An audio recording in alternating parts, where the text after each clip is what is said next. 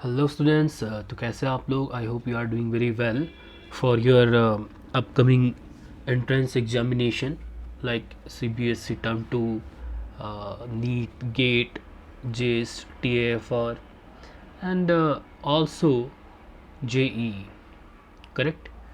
तो आज मैं एक बहुत इम्पॉर्टेंट क्वेश्चंस डिस्कस करूँगा, ठीक, जो आप लोगों के कॉन्सेप्ट बिल्डिंग में काफ़ी हेल्प करेगी। तो देखिए यहाँ पे जो क्वेश्चन गिवन है, क्वेश्चन किस तरीके से गिवन है। First read carefully the given question. अब क्वेश्चन में पूछा क्या गया वो चीज़ हमें सबसे पहले अंडरस्टैंड करनी होगी, उसके बाद ही हम आगे प्रोसीड कर पाएंगे। अदरवाइज फिर अगर क्वेश्चन समझ में ही नहीं आएगा तो हम उसको सॉल्व भी नहीं कर पाएंगे, ठीक है। तो देखिए जो सबसे पहले कि क्वेश्चन को रीड करना, that is very important. First task is read carefully the given problem, then start solving, correct. तो first read the given problem. अब क्या बोल रहे हैं, देखो, a particle of mass m moves along z axis in a one dimensional potential Vz is equal to beta mod of z। ठीक है, तो इसके लिए हम क्या करेंगे, सबसे पहले ये ड्रॉ करेंगे। This is z axis, this is suppose this is Vz and here we have z axis. तो ये z क्या होगा, z इज़ द कोऑर्डिनेट। तो मैं इसके हॉरिजॉन्टल लाइन से ड्रॉ करूँ चाहे वर्टिकल लाइन से ड्रॉ करूँ, it doesn't matter, correct. What does mean by this mod z? We know that if y is equal to mod of x, तो कहने का मतलब ये होगी if x is greater than 0 तो ये वैल्यू क्या देगा, पॉजिटिव वैल्यू। तो ऑलवेज इसकी वैल्यू क्या आएगी, इस फंक्शन की वैल्यू क्या आएगी, पॉजिटिव वैल्यू आएगी, करेक्ट है। If x is less than 0, if x is negative, तो इसका मीनिंग क्या होगा कि अगर ये वैल्यू आएगी नेगेटिव, ये नेगेटिव, तो क्या होगा माइनस एक्स। और जब मैं इस मॉड को ओपन करूँगा तो इस मॉड को ओपन करने के बाद मुझे क्या मिलेगा, minus minus x equal two plus x. तो ये जो मॉड वैल्यू है क्या करेगी, ऑलवेज पॉजिटिव वैल्यू हमें प्रोवाइड करेगी, करेक्ट। अब मैं क्या करता हूँ, देखो यहाँ पे क्या होगा, this is origin, this is origin and this is z is greater than 0। तो इसके लिए फंक्शन कैसा आएगा, that is here we have Vz is equal to z. This is a straight line, correct. Equation of straight line is nothing but y is equals to mx plus c. C is constant, m is slope. तो यहाँ पे क्या होगा, slope given है, तो इस तरीके से ये आपका लाइन आ जाएगा। This is correct. Vz when z is positive. अब z नेगेटिव के लिए क्या होगा, this is v is less than 0। फिर से हम क्या करेंगे, अप्लाई करेंगे, that is Vz is equal to क्या आएगा, z। तो ये ऑलवेज पॉजिटिव वैल्यू देगा, नेगेटिव के लिए भी। z नेगेटिव होगा लेकिन जो पोटेंशियल होगा दैट इज पॉजिटिव वैल्यू, ठीक है। तो पॉजिटिव एक्सिस है, करेक्ट है। तो नेगेटिव वैल्यूज़ के लिए क्या करेगा, पॉजिटिव वैल्यू देगा, करेक्ट है। Okay, we know that if v is a potential that is function of coordinate axis, then we know that the force is negative gradient of potential, ठीक है।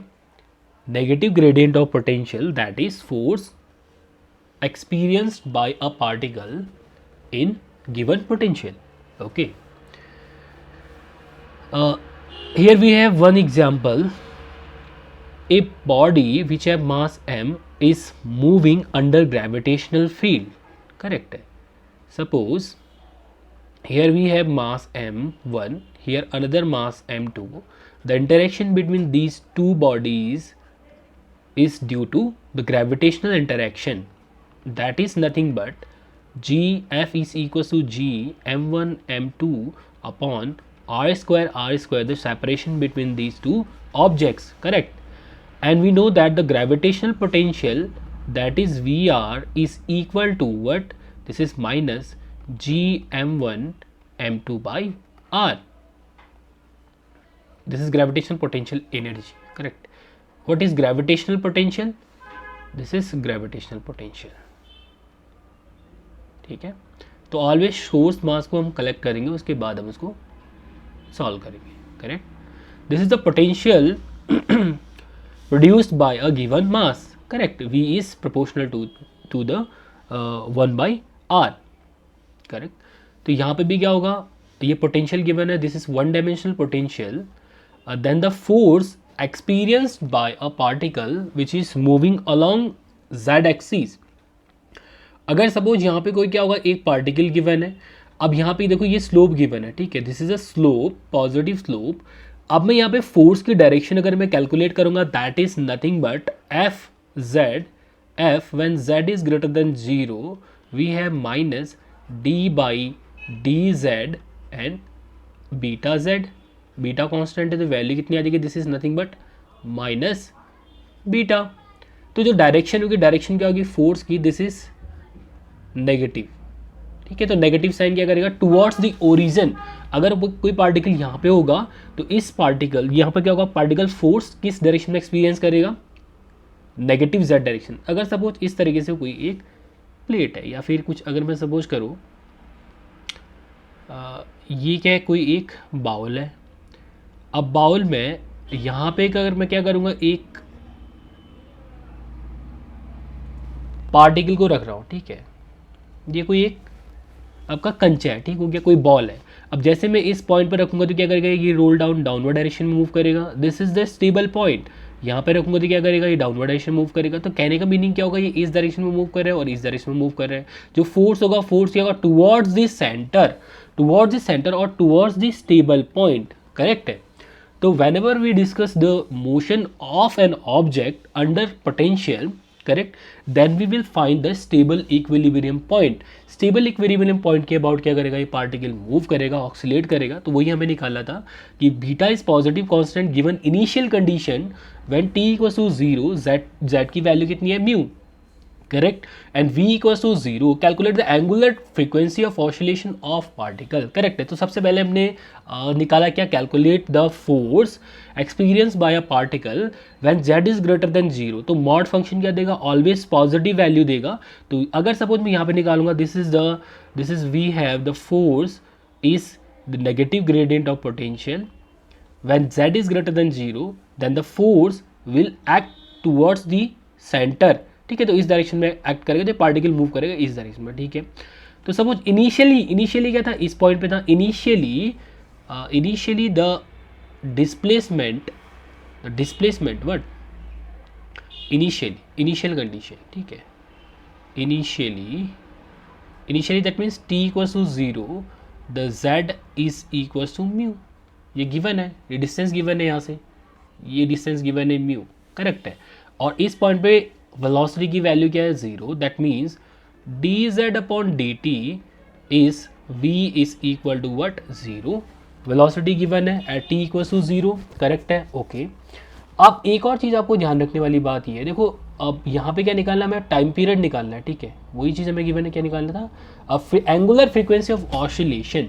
तो angular frequency का meaning क्या होगा, पहले सबसे पहले हम डिस्कस कर लेते हैं कि ये इस डायरेक्शन में मूव करेगा, ठीक। जैसे इस पॉइंट पे सेंटर पे आएगा, that is where the total force equal to 0, but क्या होगा, बट ये इनिशियली अगर मूव कर रहा है इस डायरेक्शन में, तो इस पॉइंट पे इसकी क्या होगी, मैक्सिमम वेलोसिटी, तो वो इस वेलोसिटी से इस डायरेक्शन में मूव करेगा, ठीक है। We know that the third law of Newton's third law of motion, sorry Newton's first law of motion, that is inertia meaning क्या हो गई, ये अपनी स्टेट को चेंज नहीं करेगा, ठीक है, ये अपनी स्टेट में ही रहना चाहेगा पार्टिकल। तो अगर वेलोसिटी v है, टोटल फोर्स की वैल्यू 0 है इस पॉइंट पे, तो इस डायरेक्शन में ये मूव करना स्टार्ट करेगा। But we know that the force is negative gradient of potential. तो इस पॉइंट पे जो फोर्स होगा, फोर्स की डायरेक्शन क्या होगी, टुवर्ड्स द सेंटर। अब जैसे जैसे ये मूव करेगा negative z direction, the velocity will decreases, correct है, ओके। तो यहाँ पे क्या होगा, यहाँ पे देखो acceleration, then this is the acceleration. When the direction of force and the velocities are parallel to each other, that means if force is parallel to velocity, तो क्या होगा, acceleration, that means velocity क्या करेगी, increase करेगी। if the force and velocities are in opposite direction, then velocity will be decreases, that means deceleration, correct। A is negative, A is positive, correct, okay। Another concept we have discussed that if force or acceleration is constant, अब actually सबसे पहले क्या निकालना था, angular frequency of oscillation. We know that the angular frequency of oscillation that is nothing but this is 2 pi by t. Correct.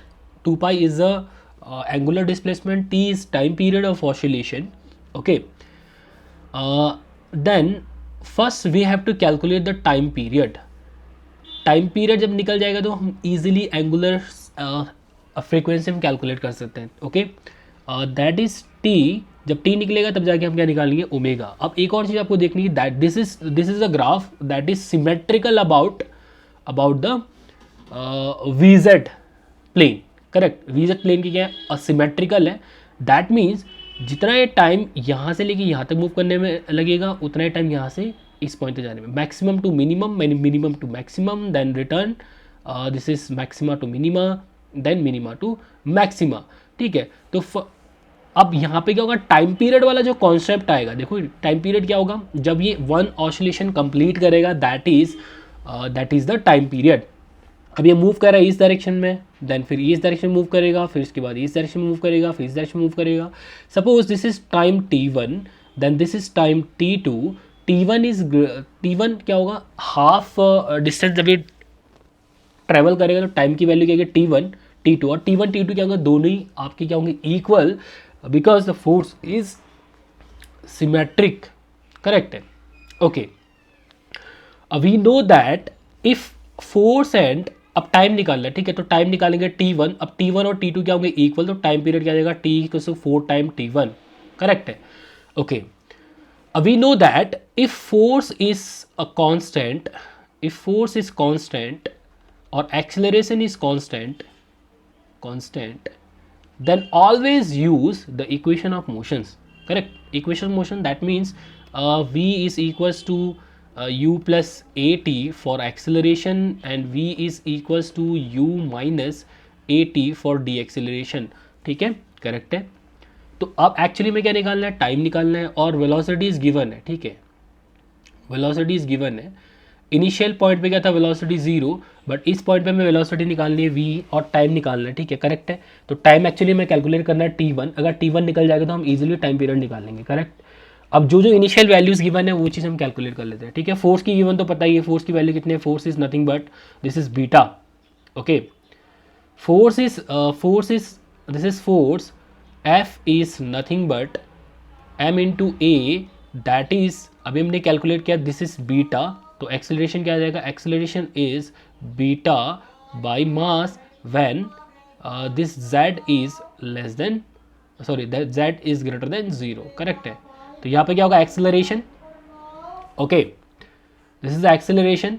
अब initial values given है, initial values given क्या है, initially z is equal to mu and another v is equal to 0. Correct है. अब time निकालना, acceleration भी given है, अब टाइम निकालना. अब कौन सी इक्वेशन यूज करेंगे, v equal to u plus a t and another is s equal to u t plus half a t square.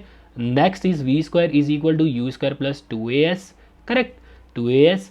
अब यहाँ पे टाइम की वैल्यू कैलकुलेट करनी है, एक्सेलरेशन गिवन है, डिस्टेंस गिवन है, तो ये वाली इक्वेशन यूज करेंगे. इनिशियली क्या था, 0, initial velocity that is 0, that means t1 is nothing but distance, that is mu upon here we have a, acceleration is beta, this is m mu beta into 2, this is t1. तो time period क्या निकल जाएगा, time period t is equal to 4 times t1, that means this is nothing but 8 mu m by beta. this is the time period of oscillation. अब angular frequency निकल जाएगी, angular frequency is omega, that is 2 pi by t. This is equal to what, 2 pi upon 8 mu m by beta. This is nothing but this is, we have pi by 4 mu m beta. This is the angular frequency of oscillation. तो यहाँ पे सिर्फ दो concept use करने थे. एक concept that is the force is equal to the negative gradient of potential, and when the potential is symmetric, the symmetric होगा, that means ये टाइम कितना लेगा, ये टाइम ट्रेवल करने में from maximum to minima. z is maxima, this is minima. तो क्या होगा, time t1, then this is t2, t1 is equal to t2. तो अब फर्स्ट ऑक्सीलेशन कंप्लीट कब करेगा, जब ये अपनी इनिशियल स्टेट को रिकवर करेगा। फर्स्ट ये मूव करेगा इस डायरेक्शन में, then this direction, then this, फिर ये क्या देगा, t is equal to 4 times t1, correct है। Another, to find the time we know that if force is constant and acceleration is constant, then use always to calculate time, velocities and distance these equation of motions, correct है। if force is constant, okay, simple सा suppose करो कि अगर मैं बात कर रहा हूँ spring mass system, spring mass system में क्या होगा, एक मास कनेक्टेड है स्प्रिंग से, k is the spring constant, this is the relaxed length, that is x not, and this is the point, that point is equilibrium point, that means there is no motion along x axis and y axis, correct है।